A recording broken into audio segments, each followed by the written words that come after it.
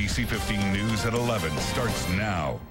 Now at 11, day one begins in the trial of the former Dane County Sheriff's deputy accused of killing his wife and sister-in-law. Plus, another candidate vying for the top job, Hillary Clinton, hits the presidential campaign trail. And a heist you have to see to believe how thieves were able to get away with tens of millions of dollars in jewels from London's Diamond District. Good morning, everyone. I'm Ashley Matthews. Christine is off today. A beautiful start to our work week, and the trend of sunny skies with above average temperatures is expected to stick around for a bit. With more on that, let's head on over to Chief Meteorologist Charlie Shortino. Hi, Charlie. Hello. Yeah, it's beautiful out there now. We're starting to see the sunshine working its way across southern Wisconsin. All areas west and northwest of Madison are under mostly sunny skies now. If you are to the east or southeast, it'll just be a matter of time before the clouds clear out. The forecast for today does call for quite a bit of sunshine through the day. 64 degrees by 3 p.m. That'll be our high, back to 60 at 6 p.m. and then 50 degrees at 9 p.m. Kind of cool tonight, dropping back into the 30s. But overall, some very mild temperatures coming up this week and very little additional precipitation. We'll talk about that in more detail coming up in just a few minutes. Charlie, thank you. New at 11, Fitchburg police are investigating a possible stabbing. Authorities responded to a call of a fight in progress around 2:30 this morning on the 2300 block of High Ridge Trail. They believe at least 7 people were involved in the fight. When police arrived, nobody was there, but they did find evidence consistent with a stabbing. They also found a loaded gun. If you know anything about this, please call the Fitchburg Police Department. Happening today, it's the first day of the trial for a former Dane County deputy accused of killing his wife and sister-in-law. Jury selection is underway at this hour. Andrew Steele is charged in the deaths of Ashley Steele and Casey Tollefsbull. Last August, Fitchburg police responded to Yarmouth Greenway for a report of someone suffering from a gunshot wound. Ashley was found dead at the scene, and her sister Casey was taken to the hospital where she later died.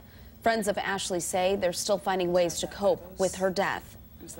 Probably the first couple of months were extremely difficult. It was hard for us to talk about her without being really sad and remembering what had happened to her. But as the years gone on, now it's easier to think about the fun times we had with her rather than the way that it ended. Steele pleaded guilty to the homicide charges, but says he is not responsible. The former deputy was diagnosed with ALS last June. Now, members of the jury will have to decide whether his mental state played a role in the killings. In our continuing coverage, the Dane County Sheriff's Office is conducting a homicide investigation after a body was found off of Governor's Island in Madison this weekend. So far, we know that a fisherman found a body in Lake Mendota just after 4 p.m. on Saturday. The Madison Fire Department and EMS crews were the first to arrive on the scene. Officials have not released any further information. They will be holding a news conference at 2 this afternoon, so be sure to watch our evening newscast for the latest on this case. Crews are still searching for a missing 5-year-old girl in Richland County. It's day 7 in the search for Angela Gurton, and what authorities are now calling a recovery operation. She went missing last Monday evening after falling into the Wisconsin River. Family members and friends in the small town of Gotham, a community of less than 200 people, came together for Angela Saturday night. This Saturday, the family is planning a bake sale in Dodgeville from 9 until 1. All money raised will go toward continued recovery efforts. Around the nation, a tense situation at a community college in North Carolina this morning. Police are searching for a man who shot and killed a person in the campus library. Police have put the college on lockdown and are treating the incident as an active shooter scene as they search for the suspect. Photos from the scene show police allowing students to leave the campus with their hands raised in the air. No word if the person killed was a student at the college. In other news, Hillary Clinton's presidential campaign is off and running. In less than 1 day in, she's already going about things differently. NBC's Kristen Welker reports. Announcing her second bid for the White House in a sleek online video, Hillary Clinton declared, "I'm hitting the road." And she meant it. Just hours after announcing her candidacy on social media, Hillary Clinton took to Twitter once again, this time revealing that her campaign is already on the move, tweeting, "Road trip. Loaded the van and set off for Iowa. Met a great family when we stopped this afternoon. Many more to come." Clinton beginning her road to the White House overnight with the 1,000-plus mile drive from her home in New York to Iowa, where she's looking for a second chance and promising to press the flesh for every vote. She'll kick off her swing through the Hawkeye State on Tuesday with educational and business roundtables. Both will be closed to the public. It was here in 2008 that Clinton's presidential hopes first started to crumble when she came in a stunning third behind John Edwards and Barack Obama. I congratulate Senator Obama. Critics say back then she campaigned like victory was inevitable. Aides and supporters say this time will be different, with small events aimed at engaging one-on-one. We have to run a state-by-state campaign, and it has to be in living rooms and dining halls all across the country.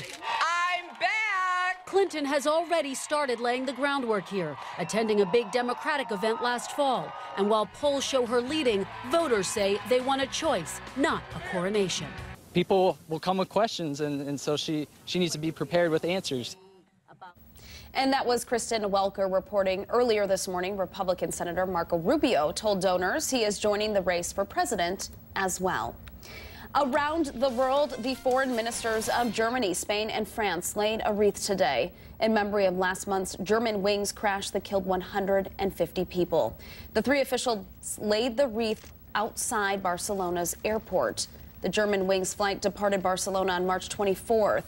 Authorities say the plane's co-pilot deliberately started the flight's fatal descent into the French Alps. 67 Germans, along with 50 people from Spain, were on board, among others.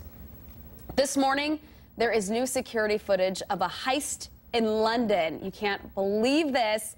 That could amount to just under $300 million. Some in the media compare it to a real-life Ocean's 11, and they've even given some of the burglars nicknames. NBC's Keir Simmons has more from outside of the scene of the crime. Locals say there were strange power outages in the district, and then this London safe deposit facility turned out to be, well, not so safe. The scene still remains chaotic down there. The vault is covered in dust and debris. The men went down an elevator shaft and drilled through walls. Here they're seen carrying heavy tools. Others used garbage bins to remove equipment and stolen goods, and did another hide inside the building to let the gang in. If it was an inside job, you know, in a modern facility, there'd have to be a huge amount of collaboration. And while the identity of the London burglars is still a mystery, that hasn't stopped the British media giving them names. Mr. Redhead, Mr. Tall, Mr. Strong. Another member of the gang has been nicknamed the Gentleman simply because he was wearing leather shoes. This heist has caught the public imagination here, even as the police work to catch the people behind it. Back to you. And that was Keir Simmons reporting. That's just incredible. Back here in Wisconsin, Severe Weather Awareness Week starts today. Every day this week, NBC 15 meteorologist Brian Dubes will bring us stories on weather safety. They will air in our 5 p.m. newscast all week long and will also air in the morning show starting tomorrow. Today's topic is about terminology, the definitions of watches, warnings, and advisories. Last June, the strongest tornado in 2014 hit Verona.